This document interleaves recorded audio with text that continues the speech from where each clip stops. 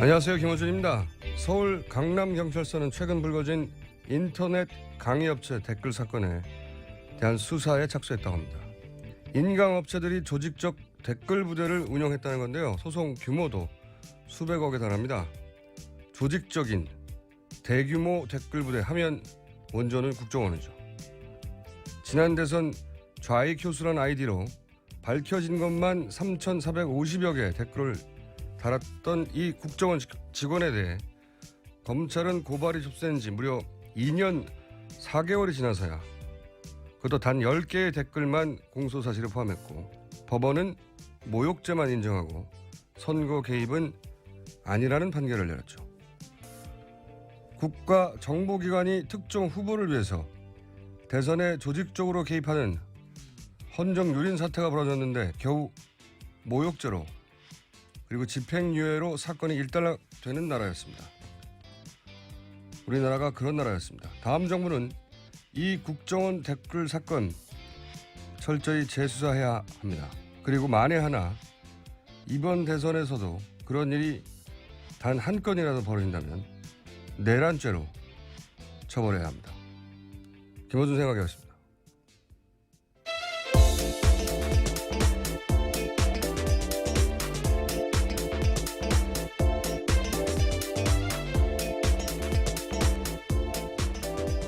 자, 시사인의 김은지입니다. 네, 저희가 지금 실시간으로 방송을 보고 있는데 박근혜 전 대통령이 방금 이 방송 시작하는 시점에 삼성동 자택에 도착을 했어요. 네, 그렇죠. 7시 6분에 귀가했습니다. 집에는 예. 6시 55분 계속 방송 들어오기 전에 갔는데 55분에 검찰 청사를 떠났고요. 이제 막 도착했네요. 예. 관련 뉴스가 많이 쏟아졌죠, 사실. 네, 어제 박근혜 전 대통령 서울중앙지검 들어가면서요. 짧은 메시지 남겼습니다. 두 문장에 모두 29글자에 불과했는데요. 국민 여러분께 송구스럽게 생각합니다. 성실하게 조사에 임하겠습니다. 딱 8초였습니다. 네. 사실은 이제 메시지가 있다 사전에 나와서 이런 헌재 판결에 대한 메시지가 나올 거라고 혹은 뭐 국민들에 대해서 친박 집회에서 3명이 사망했잖아요. 그런 데 대한 메시지라든지 전혀 없고. 네, 적어도 그런 기대를 했던 건데요. 네, 당연히 아무런 게 없었습니다. 사실 그런 기대를 할 수밖에 없었던 게 메시지가 있다고 하니까. 이건 메시지가 아니거든요. 이건 그냥 안녕 이런 거와 마찬가지예요. 네, 굉장히 의례적인 이야기죠. 네. 안녕 이런 거랑 마찬가지인데 메시지가 없었던 거고 방금 자택에 들어가면서 뭔가 메시지를 남길까 싶었더니 역시 그냥 네, 경호원들에게 인사만 하고 들어갔습니다. 쭉 들어가셨습니다. 예. 네. 자, 사실상 메시지는 없었다. 나올 때나 들어갈 때나. 근데 조사가 굉장히 신속하게 진행이 됐어요. 보니까 이 정도면. 네, 예상보다는 짧았던 것 같습니다. 네. 혐의가 13가지나 되는데요. 이 정도면은 사실 엄청나게 빠른 거거든요. 이랬다는 얘기는 검찰이 추궁을 하지 않았다는 거예요. 추궁을 하지 않고 관련 혐의에 대해서 사실상 부인 조서, 혐의를 다 부인하는 조서를 작성하는데 충실했다. 저는 그게 나쁘다고 생각하지 않은데 그럼 종합적으로 얘기하기로 하고 여하간 굉장히 빨리 조사가 끝난 것이고 이 정도면. 네, 그러니까, 14시간 걸렸습니다. 네, 그리고 나서 이제 조서를 쓰고 나면 확인을 하거든요, 서로. 네. 이렇게 진술한 게 맞는가. 네. 바로 앞에서 물론 받아치긴 하지만 근데 그게 굉장히 오래 걸렸어요. 네, 그것도 7시간 넘게 걸려서요. 그래서 총 합해서 21시간 20분 정도 네. 걸렸습니다. 7시간 가까이 이 조서를 검토하는 거 굉장히 길게 검토한 건데 추궁도 없고 본인이 전면 부인했다는 거 아닙니까? 혐의를 전면 부인했는데도 이렇게 오래 걸렸다는 건 첫째 비문이 많았다.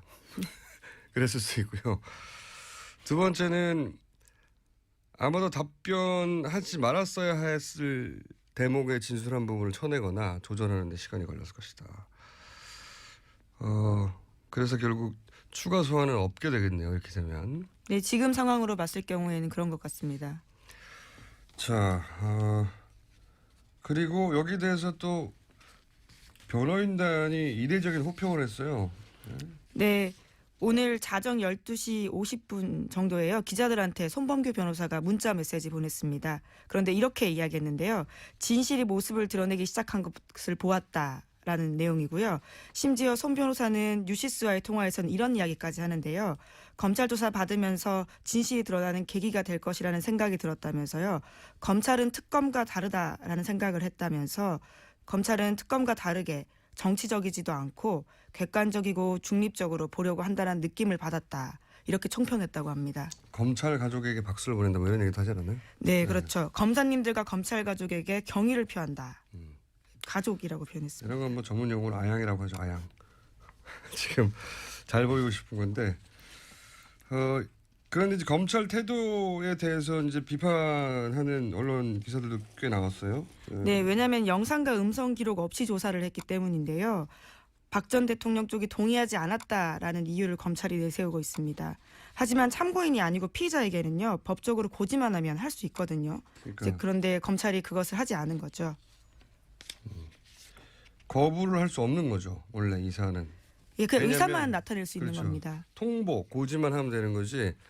안 한다고 해서 안 할 수 있는 게 아닌데 본인들이 선택할 수 있는 게 아닌데 그랬다고 해서 진짜 비판이 좀 있었죠.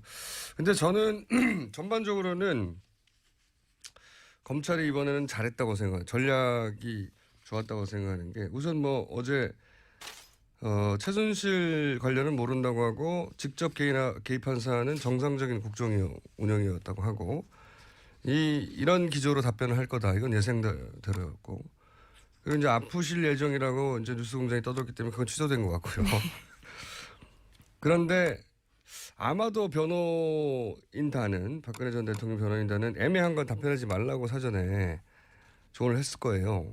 대부분의 변호사가 그렇게 조언했을 텐데 저는 몇 가지 이유로 적극적으로 답변을 했다고 봅니다. 묵비하지 않고. 그게 몇 가지 이유가 있는데 첫 번째는 이게 초보 피의자의 전형적인 실수 있어요. 자신의 입장을 잘 이야기하면 검찰이 납득할 거라는 착각을 하거든요. 네. 검찰은 이런 피의자가 땡큐입니다. 술술술 말하기 때문에. 그게 첫 번째 이유인 것 같고. 두 번째는 며칠 전까지만 해도 탄핵이 기각될 거라는 걸 굳게 믿었던 며칠 전까지 대통령이잖아요. 권한 중대긴 했지만 본인은 그렇게 생각 안 했을 테고. 그러니까 민간인 모두의 적응이 안 됐을 거예요. 아직도. 네, 검찰도 실제로 수사할 때요. 대통령님이라고 호칭했다고 합니다. 그 호칭도 저는 좋았다고 생각합니다. 왜 그렇게 생각하냐면 자신의 말이 여전히 상대한테 자신의 어떤 위치 이런 것 지위 때문에 그대로 받아들여질 걸 이때까지 그대로 받아들이는 환경에서만 있잖아요. 반론하지 않는 환경에서만.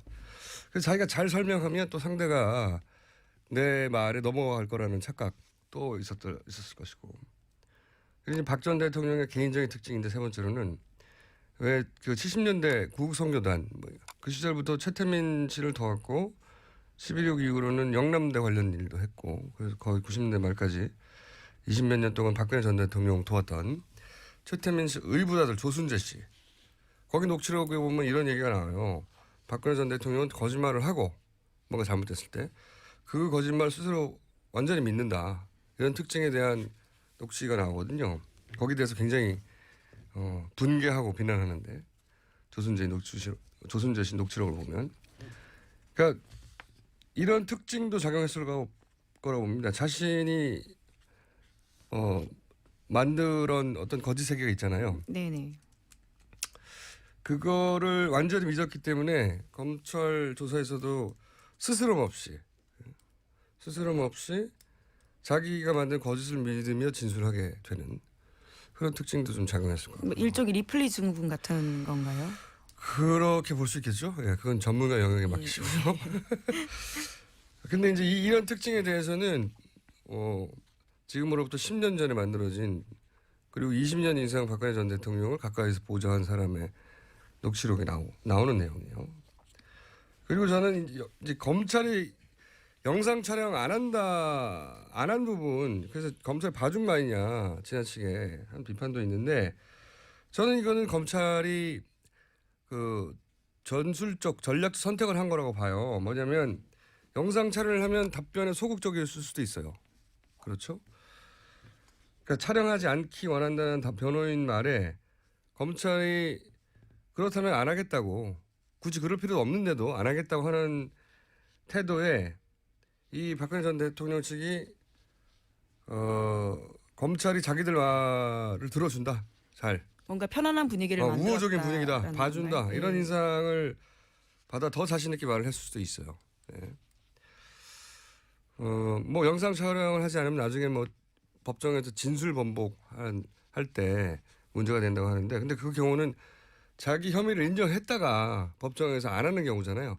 지금 뭐 전면 부인하니까 진술을 번복하면 혐의를 인정하는 거잖아요.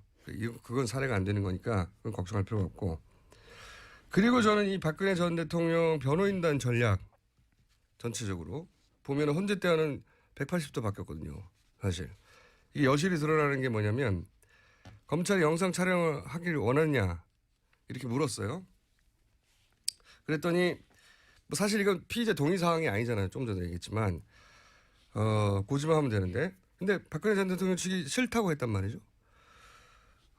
그래서 안 했는데, 그때 변호인 측이 선택한 단어가 부동의예요. 부동의. 보통 그냥 우린 거부했다 이렇게 말하면 되잖아요.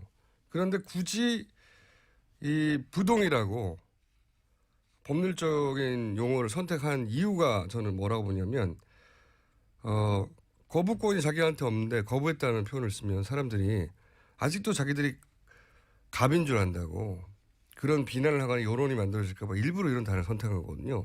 태도가 바뀐 거예요. 완전히. 이 단어 선택에서 볼 수 있습니다.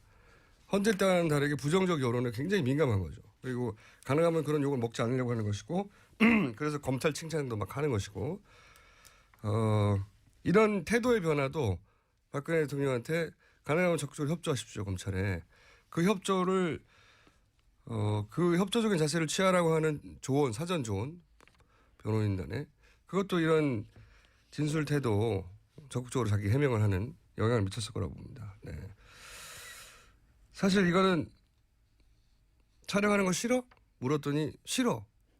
기분 물어온 거하고 마찬가지 정도의 법률적 효과밖에 없는데 어쨌든 검찰은 박근혜 대통령이 적극적으로 자신의 혐의를 부인하는 진술이라도 충분히 받는 것으로.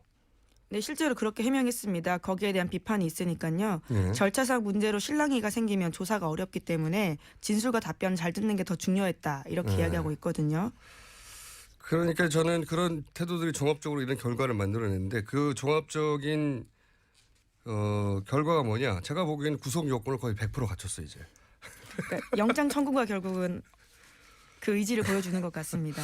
그러니까 이게 저는 이제 변호인단의, 그러니까 박근혜 전 대통령 본인의 착각과 변호인단의 오판의 결과라고 보는데, 이게 뇌물을 준 사람 이재용 부장 구속됐잖아요. 뇌물을 받은 사람 이미 구속 요건은 갖췄어요. 근데 거기다가 그런 혐의를 전면적으로 부인했잖아요. 그럼 이거는 일반적인 사건이면 100% 구속이에요. 100%. 다 갖췄어요. 이제 요건을 다. 구속영장을 신청할 100% 요건을 다 갖췄거든요. 왜냐하면 이렇게 명백한데 준 사람도 구속됐는데 본인 받은 사람이 아니라고 하잖아요. 전면적으로 부인하잖아요. 그럼 증거인멸의 우려가 있다고 판단하는 게 당연한 것이고, 이렇게 되면 이른 시간 내에 구속영장이 청구될 수도 있다. 아주 이른 시간 내에. 그런 요건을 다 갖췄거든요. 그러니까 검찰이 제가 보기에는 나름의 전략을 선택하고 자잘한 거는 포기하고 요건을 갖추는데 전력한 것이다. 그런 선택을 한 것이고 잘했다고 봅니다. 저는. 여기서 영장 청구를 안 한다면 정치적인 고려 하나밖에 없는 거죠. 만약에 김은지 기자가 이런 요건에 갖춰지잖아요. 뭐 고민할 필요도 없습니다. 그 전에 잡혀갈 것 같은데요. 0.5초 내에 구속영장이 떨어집니다. 이런 정도 되면. 박근혜 전 대통령이 이제 운이 다한 것 같아요. 제가 보기엔. 게이트 초기부터 여태까지 고비고비마다 단 한 번도 올바른 선택이 된 적이 없어요. 사실 첫 번째 인정한다는 기자회견부터 시작해가지고 헌재 판결 대응을 거쳐서 이 검찰 대응까지 본인의 구속을 거의 스스로 도와주는, 저는 그렇게 봅니다. 네, 영장 청구 바로미터로 봐야 되겠죠. 영장 청구가 안 되면 이상한 거예요. 이거는 너무 이상한 거예요. 정치적 고려, 대선 기간이나 민감해서 이거 하나밖에 없어요. 검찰 진짜 고민될 것 같아요. 왜냐하면 너무나 완벽한 구성 요건인데 여기서 우리가 구속영장을 치나 마냐. 자, 박근혜 대통령 조사는 아마도 이게 마지막일 테니까 길게 한번 풀어봤습니다. 자, 다음 뉴스는요. 네, 어제 JTBC가 관련 보도했는데요. 검찰은 지난해 최순실 씨 자택을 압수수색하고 외장하드 확보했다고 합니다. 여기서 120여 건 가까운 청와대 문건이 나왔는데요. 관련해서 문건에는 정부의 부동산 정책 등 이건과 직접적으로 관련 있는 자료가 최순실 씨에게 넘어갔다고 합니다. 특정 지역의 개발 사업 동향이나 국토해양부의 주택정책 계획 등 자세한 내용이 담긴 문건이 통째로 유출됐다라고 합니다. 한 2달 전쯤에 였던 것 같은데 최순실 씨가 실명으로 보유한 부동산 중에 하남 땅 있지 않습니까? 미사리. 거기에 국토부 장관한테 박근혜 전 대통령이 직접 전화를 해서 거기는 이제 최순실 씨 땅을 지나가는 그 지점인데 거기를 체육시설 복합 무슨 체육시설이죠? 예, 복합생활체육시설 지어보는 게 어떻겠냐라고 제안했다고 합니다. 복합체육시설을 거기다가 지으라고 대통령이 직접 지시를 하죠. 예. 그것도 한밤중에 전화했다라는 장관의 진술이 있습니다. 뭔 부동산 개발을 대통령이 밤 12시에 국토부 장관한테 직접 뭐가 그렇게 급하다고. 제가 보기에는 말이죠. 이게 차명 보유한 땅도 많을 거거든요. 이렇게 국토부의 주택 정책이나 관련 문서가 통째로 다 개발 사업 동향 같은 게 유출됐으면 이걸 보고 가만히 있었을 리가 없잖아요. 차명 땅 보유도 그러니까 이런 식으로 개발되고 다 뒤져봐야 된다고 봅니다. 최순실 씨 이권하고 관련된 부동산들 딱 한 건 나왔겠어요? 이렇게 문건들을 다 받아봤으면? 이것만 가지고도요. 최순실 씨가 17억 5천만 원 차익 얻었다고 하는데요. 대통령이 2013년에 전화하고 땅을 2015년에 팔았다고 합니다. 그러니까요. 이게 한 건 나온 건데 왜냐하면 실명으로 보유한 땅이 그렇게 많지는 않거든요. 근데 차명으로 보유한 부동산들이 엄청 많다고 하는 의혹이 있으니까 다 뒤져보면 많이 나올 거라고 봅니다. 이거. 최순실 씨 관련 재산이 이 정권 하에서 어떻게 이권과 연결됐었는지 철저히 파헤쳐야 된다. 통째로 넣은 건 통째로. 이 사람들은 정말 이권 동물에 이권 동물, 이권 짐승. 어떻게 이렇게까지 합니까? 최순실 씨 땅에 있다고 그거를 대통령이 전화해가지고 밤에 개발하라고. 그리고 남사서로 이런 짓을 어떻게 하죠? 자, 다음 뉴스는요. 네, 어제 민주당 경선 선거인당 마감했습니다. 총 214만 명이 넘게 들어왔는데요. 2012년에 비해서 2배가 넘는 수치라고 합니다. 그렇군요. 이제 모든 정당들이 본격적인 본경선에 들어가겠죠. 네, 오늘 더불어민주당은 경선 첫 투표를 시작하기도 합니다. 200만 명이면 많이 했군요, 정말. 자, 그러면 제목 정도 하나 읽을 수 있을 것 같습니다. 네, 미국 뉴스인데요. 직함도 없이 백악관에 사무실을 낸 이방카 씨가 지금 논란이 되고 있습니다. 여기 진짜 우리나라하고 비슷해요. 뉴스 읽다 보면 최근에 진짜 비슷한 일이 많이 벌어지고 있어요. 여기서 지금 미국에서 민주당 쪽에서 탄핵한다는 얘기 본격적으로 나오기 시작했거든요. 그렇죠. 네. 그리고 이제 딸 이방카가 백악관에 사무실을 만든다는 거 아닙니까? 그죠? 네, 그러나 이방카 같은 경우에는요. 공식 직함도 없고 월급도 받지 않는다고 합니다. 비슷하죠? 여기는 최소한 보안 손님은 아니고 가족이기 때문에요. 너무 대놓고.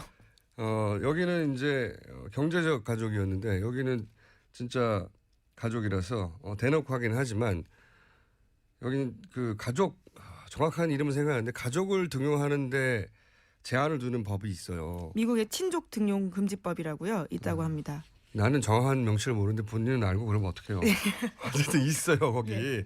근데 거기도 걸리고 직함도 없는데 사무실 내줄 수가 없잖아요. 근데 직함이 없는데 딸이라고 지금 사무실을 공식적으로 내주고 이런 역사가 없거든요. 미국에. 야 여기 뭔가 큰 사단 납니다 이제. 제가 보기에는. 자 오늘 여기까지 하겠습니다. 지금까지 시사인의 김은지였습니다. 감사합니다. 작성하는데 충실했다. 저는 그게 나쁘다고 생각하지 않는데 그럼 종합적으로 얘기하기로 하고 여하간 굉장히 빨리 조사가 끝난 것이고 이 정도면. 네, 그러니까, 14시간 걸렸습니다. 네. 그리고 나서 이제 조서를 쓰고 나면 확인을 하거든요. 서로. 네. 이렇게 진술한 게 맞는가. 네. 바로 앞에서 물론 받아치긴 하지만 근데 그게 굉장히 오래 걸렸어요. 네, 그것도 7시간 넘게 걸려서요. 그래서 총 합해서 21시간 20분 정도 네. 걸렸습니다.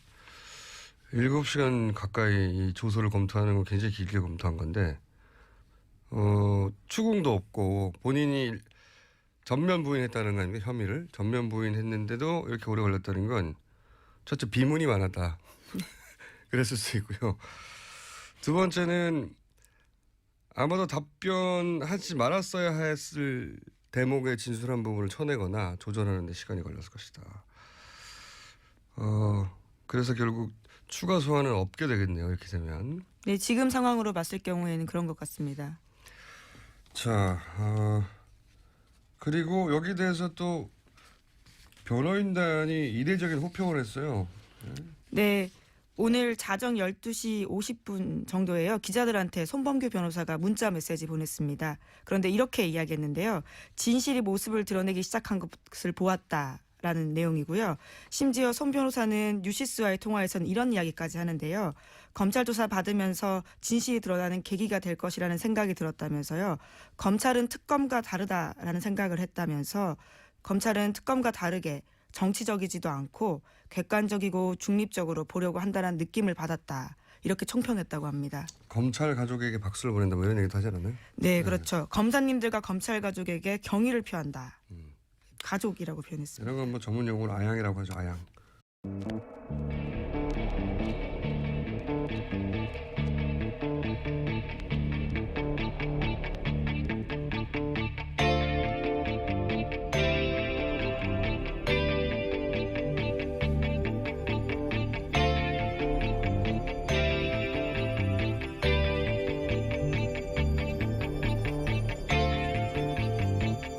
안녕하세요. 김호준입니다. 서울 강남경찰서는 최근 불거진 인터넷 강의업체 댓글 사건에 대한 수사에 착수했다고 합니다. 인강업체들이 조직적 댓글 부대를 운영했다는 건데요. 소송 규모도 수백억에 달합니다. 조직적인 대규모 댓글 부대 하면 원조는 국정원이죠. 지난 대선 좌익 교수란 아이디로 밝혀진 것만 3,450여 개의 댓글을 달았던 이 국정원 직원에 대해 검찰은 고발이 접수된 지 무려 2년 4개월이 지나서야 그것도 단 10개의 댓글만 공소사실에 포함했고 법원은 모욕죄만 인정하고 선거 개입은 아니라는 판결을 내렸죠. 국가정보기관이 특정 후보를 위해서 대선에 조직적으로 개입하는 헌정유린 사태가 벌어졌는데 겨우 모욕죄로 그리고 집행유예로 사건이 일단락되는 나라였습니다. 우리나라가 그런 나라였습니다. 다음 정부는 이 국정원 댓글 사건 철저히 재수사해야 합니다. 그리고 만에 하나 이번 대선에서도 그런 일이 단 한 건이라도 벌어진다면 내란죄로 처벌해야 합니다. 김호준 생각이었습니다.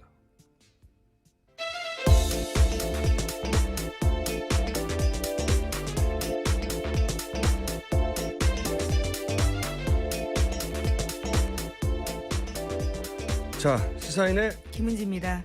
네, 저희가 지금 실시간으로 방송을 보고 있는데 박근혜 전 대통령이 방금 이 방송 시작하는 시점에 삼성동 자택에 도착을 했어요.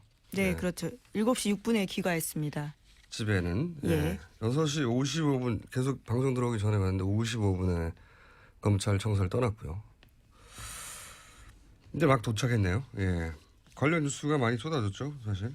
네, 어제 박근혜 전 대통령 서울중앙지검 들어가면서요. 짧은 메시지 남겼습니다. 두 문장에 모두 29글자에 불과했는데요. 국민 여러분께 송구스럽게 생각합니다.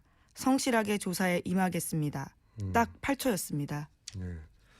사실은 이제 메시지가 있다 사전에 나와서 이런 헌재 판결에 대한 메시지가 나올 거라고 혹은 뭐 국민들에 대해서 친박 집회에서 3명이 사망했잖아요. 그런 데 대한 메시지라든지 전혀 없고 네, 적어도 그런 기대를 했던 건데요. 네, 당연히 아무런 게 없었습니다. 사실 그런 기대를 할 수밖에 없었던 게 메시지가 있다고 하니까 이건 메시지가 아니거든요. 이건 그냥 안녕 이런 거와 마찬가지예요. 네, 굉장히 의례적인 이야기죠. 네. 안녕 이런 거랑 마찬가지인데 메시지가 없었던 거고 방금 자택에 들어가면서 뭔가 메시지를 남길까 싶었더니 역시 그냥 네, 경호원들에게 인사만 하고 들어갔습니다. 쭉 들어가셨습니다. 예. 네. 자, 사실상 메시지는 없었다. 나올 때나 들어갈 때나. 근데 조사가 굉장히 신속하게 진행이 됐어요. 보니까 이 정도면. 네, 예상보다는 짧았던 것 같습니다. 네. 혐의가 13가지나 되는데요. 이 정도면은 사실 엄청나게 빠른 거거든요. 이랬다는 얘기는 검찰이 추궁을 하지 않았다는 거예요. 추궁을 하지 않고 관련 혐의에 대해서 사실상 부인 조서, 혐의를 다 부인하는 조서를 지금 잘 보이고 싶은 건데, 그런데 이제 검찰 태도에 대해서 이제 비판하는 언론 기사들도 꽤 나왔어요. 네, 왜냐하면 영상과 음성 기록 없이 조사를 했기 때문인데요. 박 전 대통령 쪽이 동의하지 않았다라는 이유를 검찰이 내세우고 있습니다. 하지만 참고인이 아니고 피의자에게는요. 법적으로 고지만 하면 할 수 있거든요. 그러니까 그런데 검찰이 그것을 하지 않은 거죠. 거부를 할 수 없는 거죠. 원래 이 사안은. 예, 그 왜냐면- 의사만 나타낼 수 있는 그렇죠. 겁니다. 통보, 고지만 하면 되는 거지 안 한다고 해서 안 할 수 있는 게 아닌데 본인들이 선택할 수 있는 게 아닌데 그랬다고 해서 진짜 비판이 좀 있었죠. 근데 저는 전반적으로는 검찰이 이번에는 잘했다고 생각해요. 전략이 좋았다고 생각하는 게 우선 뭐 어제 최순실 관련은 모른다고 하고 직접 개입한 사안은 정상적인 국정 운영이었다고 하고 이런 기조로 답변을 할 거다. 이건 예상대로였고. 그리고 이제 아프실 예정이라고 이제 뉴스공장이 떠들기 때문에 그건 취소된 것 같고요. 그런데 아마도 변호인단은 박근혜 전 대통령 변호인단은 애매한 건 답변하지 말라고 사전에 조언을 했을 거예요. 대부분의 변호사가 그렇게 조언했을 텐데 저는 몇 가지 이유로 적극적으로 답변을 했다고 봅니다. 목표하지 않고. 그게 몇 가지 이유가 있는데 첫 번째는 이게 초보 피의자의 전형적인 실수 있어요. 자신의 입장을 잘 이야기하면 검찰이 납득할 거라는 착각을 하거든요. 네.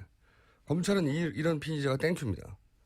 술술술 말하기 때문에. 그게 첫 번째 이유인 것 같고 두 번째는 며칠 전까지만 해도 탄핵이 기각될 거라는 걸 굳게 믿었던 며칠 전까지 대통령이잖아요. 권한 중대긴 했지만 본인은 그렇게 생각 안 했을 테고 그러니까 민간인 모두의 적응이 안 됐을 거예요 아직도. 네, 검찰도 실제로 수사할 때요. 대통령님이라고 호칭했다고 합니다. 그 호칭도 저는 좋았다고 생각합니다. 왜 그렇게 생각하냐면 자신의 말이 여전히 상대한테 자신의 어떤 위치 이런 것 지위 때문에 그대로 받아들여질 걸 이때까지 그대로 받아들이는 환경에서만 있잖아요. 반론하지 않는 환경에서만. 그래서 자기가 잘 설명하면 또 상대가 내 말에 넘어갈 거라는 착각도 있었을 것이고. 그리고 박 전 대통령의 개인적인 특징인데 세 번째로는 왜 그 70년대 구국선교단 그 시절부터 최태민 씨를 도왔고 11.6 이후로는 영남대 관련 일도 했고 그래서 거의 90년대 말까지 20몇 년 동안 박근혜 전 대통령 도왔던 최태민 씨 의부자들 조순재 씨 거기 녹취록에 보면 이런 얘기가 나와요. 박근혜 전 대통령은 거짓말을 하고 뭔가 잘못됐을 때 그 거짓말 스스로 완전히 믿는다. 이런 특징에 대한 녹취가 나오거든요. 거기에 대해서 굉장히 분개하고 비난하는데 조순재 씨 녹취록을 보면 그러니까 이런 특징도 작용했을 거라고 봅니다. 자신이 만든 어떤 거짓 세계가 있잖아요. 네네. 그거를 완전히 믿었기 때문에 검찰 조사에서도 스스럼 없이 자기가 만든 거짓을 믿으며 진술하게 되는 그런 특징도 좀 작용했을 것 같아요. 뭐 일종의 리플리 증후군 같은 건가요? 그렇게 볼 수 있겠죠. 예, 그건 전문가 영역에 맡기시고요. 근데 이제 이런 특징에 대해서는 지금으로부터 10년 전에 만들어진 그리고 20년 이상 박근혜 전 대통령을 가까이서 보좌한 사람의 녹취록에 나오는 내용이에요. 그리고 저는 이제 검찰이 영상 촬영 안 한 부분, 그래서 검찰 봐준 거 아니냐, 지나치게 한 비판도 있는데,